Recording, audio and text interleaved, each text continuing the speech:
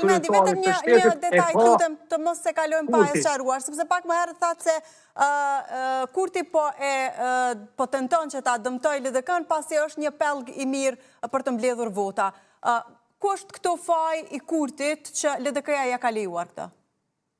Nuk e tham fajet e Kurtit në raport me LDK, nuk thash faj. Fajet e Kurtit janë ato që po e stagnojnë shtetin dhe zhvillimin demokratik në shtet. Se në qoftë se ne po e shuim krejt LDK-n dhe po ja morim të gjitha ato 18 vota, a zgjedhim na problem. LDK-ja do më thënë ka kryer procesin e saj historik. I ka nda shqiptarët nga Jugoslavia, nga Serbia. LDK-ja e ka kryer aspektin e saj kombëtar dhe patriotik. Tani edhe mund ta shuim krejtësisht. Problemi është se Kurti ka fajet pse po e stagnon shtetin e Kosovës, jo LDK-n, sepse ka krijuar hendeqe, qarje, ka krijuar një imazh të keq në aspektin ndërkombëtar. Është i vetmi kryeministër që vetëm ëndër ka mujt me pa shtëpinë e bardhë dhe zyrën ovale. Është një njeri i cili ka raporte të këqija historike, që nga fillimi, që nga 90-tat nuk kemi pasur me Shqipërinë raporte më të ftohta asnjëherë. Pra, është një kryeministër i cili është në shërbim të tjerëve, jo qytetarëve të shumicës të Kosovës. Prandaj problemi që bëhet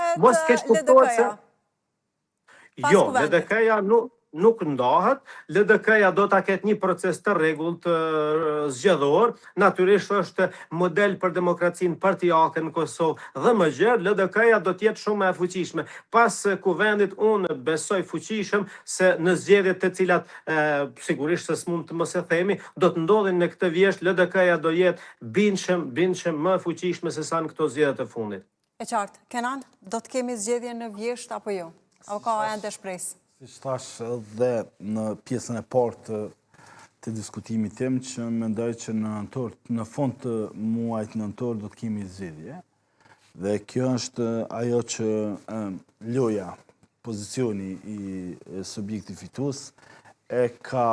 Ai konvenon, duke ditur se në shtator vjen edhe epilogu për ish-krerët? Çfarë do vendimi që merret? Unë disa herë jam ka e deklaroj, apo theksoj që unë nuk jam ka e kuptoj Kurtin pse ka këtë qëndrim që mos mi zgjidh mekanizmi shtetëror ose pozicionin shtetëror, leadershipit e tyre, a ka që në status quo me fitu që s'kemi një mekanizm kontrollues ndaj institucionet të Republikës së Kosovës, mos kontrollimi i institucioneve ka këtë shpërdorime, ka abuzim, ka dhe zhvatje.